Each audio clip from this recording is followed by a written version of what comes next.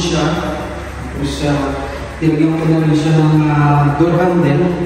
Nabili ko lang din naman sa nabili ko lang din naman ito sa Lazada. Ang ganyan.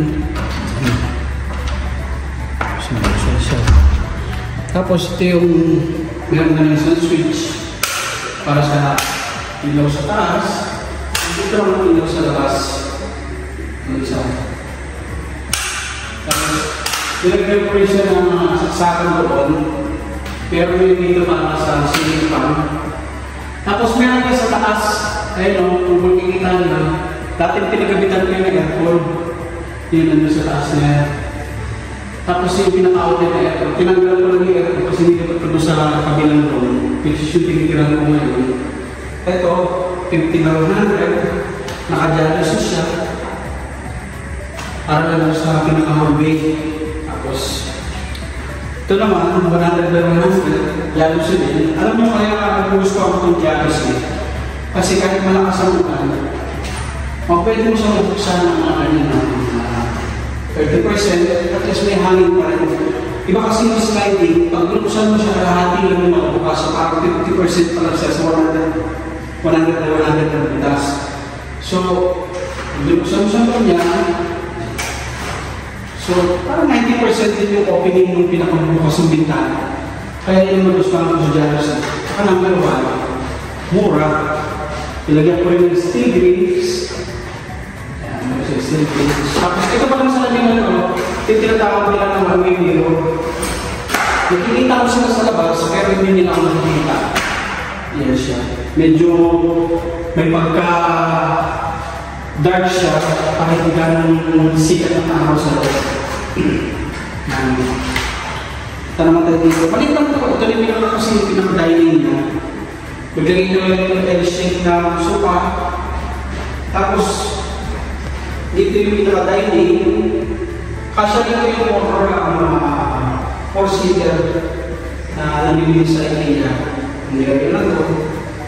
Ito yung pinaka-labaho. Nilagyan mo rin siya ng exhaust fan. Magana siya. Exhaust fan.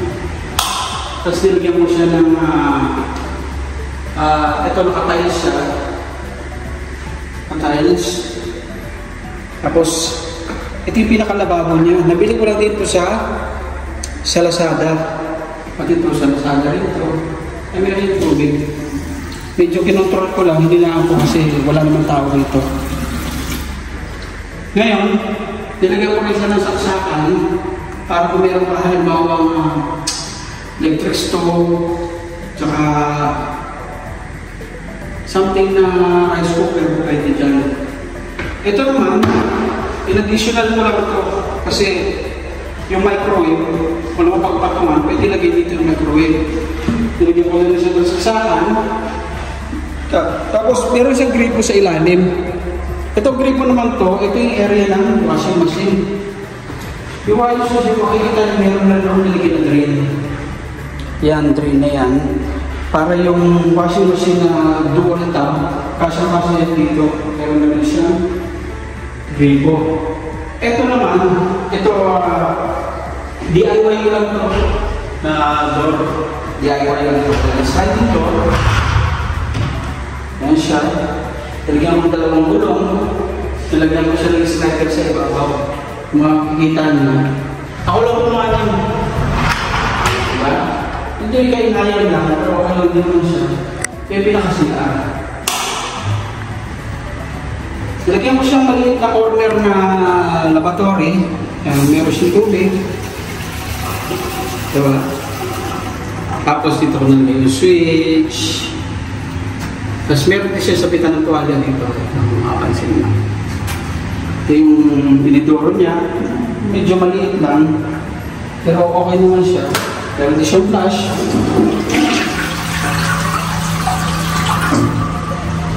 Diba? Tumagod ka talaga yun. Tapos meron din siyang bidet. Yung pinaka-bidet niya. Hinaag na kasi Botinodo. Tapos nilagyan ko siya rito ng shower area. Although maliit lang naman siya sa mga sa akin, kung ito, kung mapapansin nyo, mayroon siyang outlet dito. Pero siya. Itong magnet na to kasi, meron akong nilagay na heater dito. Heater, tapos nakakonekta rito, pupunta sa heater, pinaka yung shower niya. Ngayon, yung shower niya, total tinanggal ko naman yung heater, kinabitan ko na lang itong shower head. Gumagana rin naman yan. Ngayon kung meron kang bucket dito, meron din naman tubig siya. Maliit lang para sa isang maliit na room. Ito yung exhaust fan niya. Meron na rin exhaust fan. Nilagyan ko rin siya ng drain, gate valve. Kung sakali mo magkaroon ng problema, i-off mo lang dyan, pwede ka mag-repair. Okay? Ito pala yung lock. Ito ko sa inyo yung lock. Para itong lock niya, pag i-slide mo lang yan, nakawin mo lang yan. Hindi na yung mabubuksan. DIY ko lang din yan. Okay? Tapos dito na naman tayo sa kanan. Ito yung switch niya para sa kitchen. Nilagyan ko siya ng outlet dito kasi dito yung pwesto ng ref. Yung refrigerator. Ngayon, kung meron naman na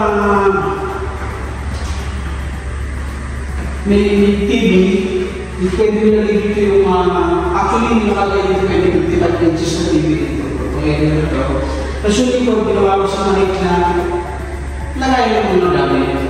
Yung pinakagkanan nyo. Ito ay hindi yung lang dito lahat yung aking ginagawa. Tapos,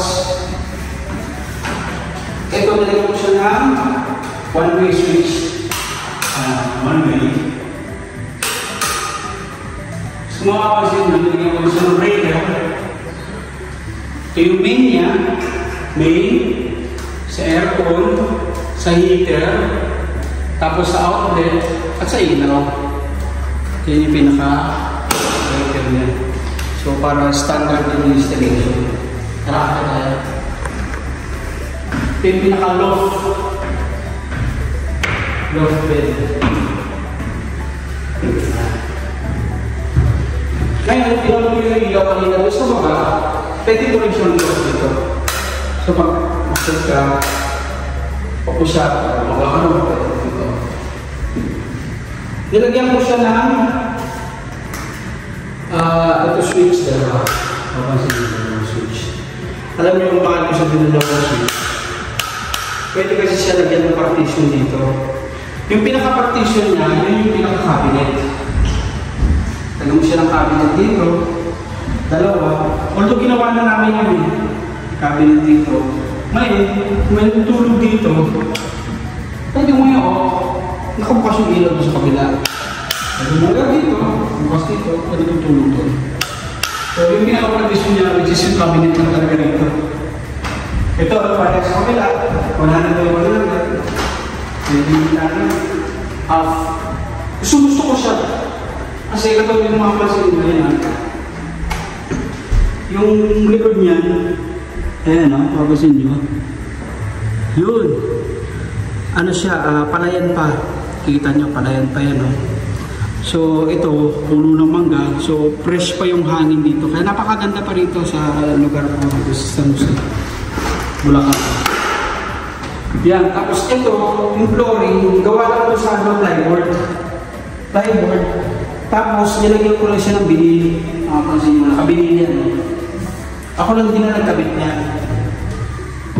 Tapos, sa kaya ito, angular.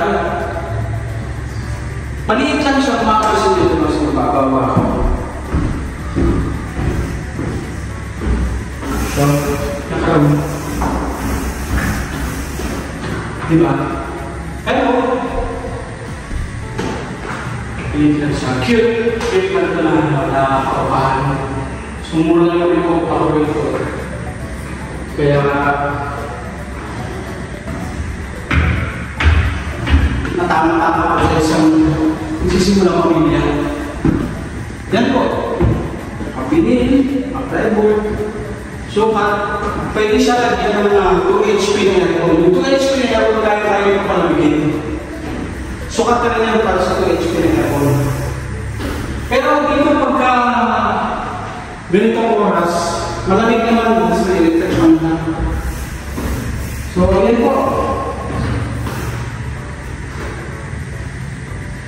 Bali, ano pala ito? 5 pinto ito. Ito yung pang-apat. Yung panlima, doon ko lang pira. Tapos yung tatlo, yung 5 ako. Yan po. Sana kung nagustuhan niyo ang aking video, sa mga hindi po nakasubscribe, pasubscribe na lang po. Pindot na lang po yung bell. Bye-bye!